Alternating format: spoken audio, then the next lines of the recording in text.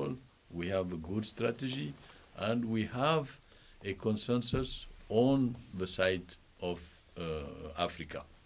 Consensus on what? Consensus on the diagnosis related to the impact on our development, and I would like to emphasize again, mainly on agriculture.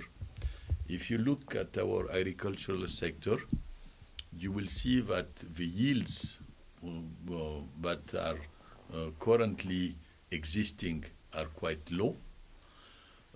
We are trying through CADEP, which is the policy framework for the development of agriculture in Africa, and CADEP, which was produced conceptually by NEPAD. We are trying to construct instruments which can help us increase these yields, but we will have inevitably to face severe production consequences in agriculture with the impact of climate change. And when you talk about agriculture, you are talking about an activity which is the main activity of the majority of our populations, because around 70% of African populations live in rural areas and their main activity is agriculture. So their main income generating activity being hit by climate change will produce consequences on other sectors like health, like education, and so on. So the diagnosis and will be a key element in the construction of our strategy. The second element of our common strategy will have to deal with, like I was saying, the issue of financing.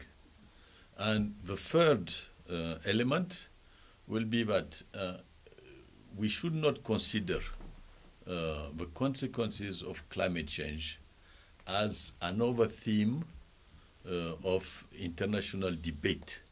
We should consider climate change as a critical turning point in global development worldwide. And if we do not consider it as a critical turning point, and we try to face it with usual instruments, and we fall in business as usual, we'll face calamities that we cannot predict, whether it is in terms of governance, in terms of democracy, in terms of conflicts. So it's that the fact of taking into account the criticality of the issue, which is not a common theme, will be extremely important. What do you think of Prime Minister Meles as he is going to represent Africa in the coming Copenhagen conference and is going to express Africa's stand on the climate change? I think it is a very good advantage for Africa to have Prime Minister Meles Zenawi heading on the African side these negotiations. And I think it is critical for three reasons. Because, first of all, he is a very bright leader, a very articulate leader. The second factor is that he knows the theme perfectly. When you hear him talk about climate change, you have the impression that you are talking to an expert on the issue.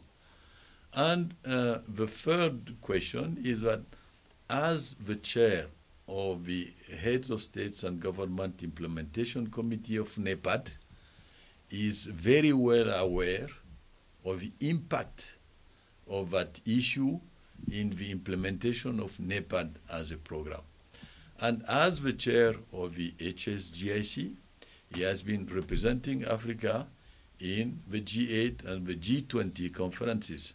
So he has a continuity and a memory of the negotiations which have been taking place on the issue of climate change at the highest level. And African Union in its very recent session it announced that Africa needs compensation of about $67 billion annually. Do you think this would be practically implemented, and could it be accepted by multilateral organizations and the Western countries who are? I was saying before, which is the result of the intuition of Mr. Janet, will be critical in the path to Copenhagen, because it will be the first time that Africa meets its partners and look at the issue of building a consensus on key political messages related to the issue of climate change. To build the arguments in favor of our design and concrete financing of our projects. How about the Nations Environmental Program and other international organizations?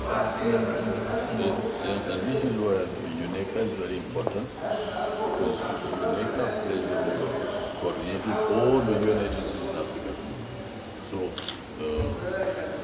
the partnering with UNECA through the African Union, with the African Union Commission, it helps us really harmonize and coordinate the response to these issues.